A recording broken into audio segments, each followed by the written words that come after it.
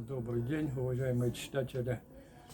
Вот я в руках держу свою книжку, которая называется «Шутить всегда». В ней представлены все такие короткие жанры юмора. Что именно? Это каламбуры, это значит, приколы из записной книжки, жанры «Рога и копыта», с песней построчки, тоска, так называемое объявление и так далее. Почему вот мне эта книга очень дорога? Потому что, прежде всего, я к ней шел ни много ни мало 40 лет. Может показаться, как такая маленькая по объему книга, она пишется 40 лет. Дело в том, что вот эти же афоризмы, которых тут сотни, да, они приходят в голову не каждый день. Это тот жанр, который на ходу приходит. Вот не успел записать что-то такое, а уже все улетела, упорхнула эта фраза. А я потом их систематизировал, дорабатывал, где-то, так сказать, старался, чтобы они соответствовали разделу и так далее. И большинство здесь вот этих произведений было опубликовано на страницах литературной газеты в клубе «12 стульев».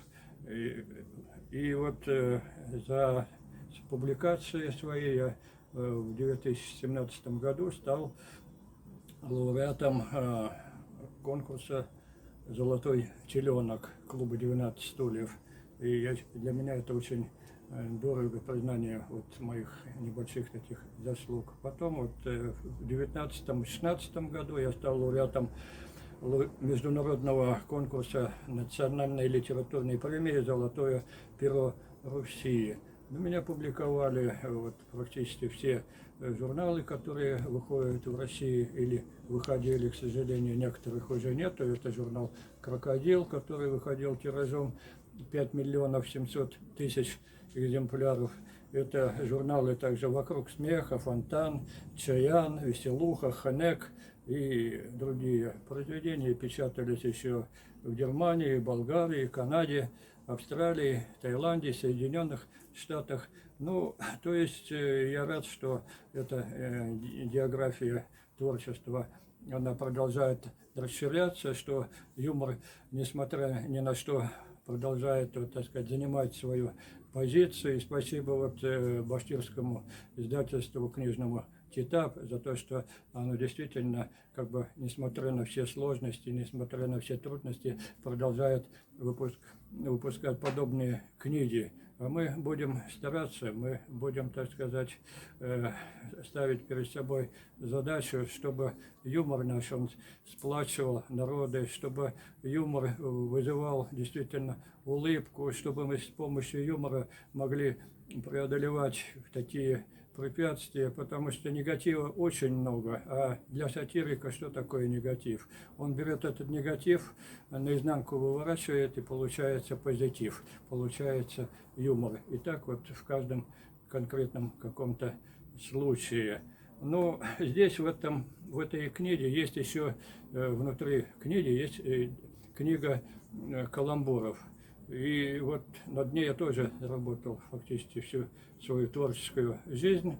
И аналога этой книги в России нету. Я хочу, чтобы вот читатели оценили вот эти каламбуры, прочитали, посмотрели. И это ведь, как сказать, возможность показать, возможности выразить себя с помощью вот этого жанра.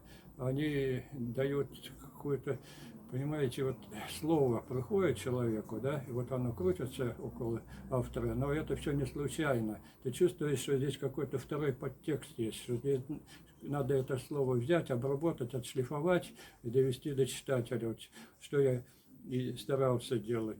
Здесь есть раздел «Ироническая поэзия», здесь есть книга, которая, опять же, книга внутри книги, это для детей юмористические рассказы.